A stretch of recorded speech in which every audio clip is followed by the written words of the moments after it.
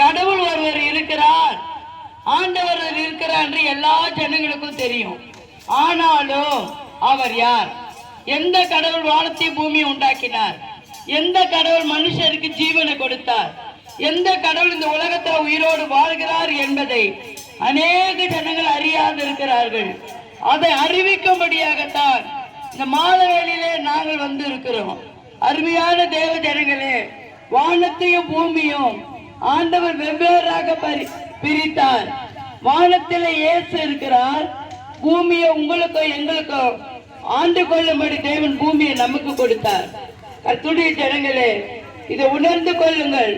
எல்லாவற்றையும் ஆண்டவர் உண்டாக்கி மனிதனை மண்ணினால் உண்டாக்கினார். மண்ணினால் உருவத்தை செய்து தம் ஜீவனை ஊதி ஜீவன் பெற்றுக்கொள் என்றார். இதுக்கு இயேசு கிறிஸ்து ஒரு வெளிநாட்டு தெய்வம் அல்ல, ஒரு கிறிஸ்தவங்களுக்கு மாத்திர தேவன் அல்ல, ஒரு குறிப்பிட்ட ஜனத்துக்கு மாத்திர தெய்வம் அல்ல. இந்த உலகத்தை ஆளுகிற அவர் அதிபராக இருக்கிறார். இயேசு கிறிஸ்து உலகத்தின் ரட்சகராக இருக்கிறார்.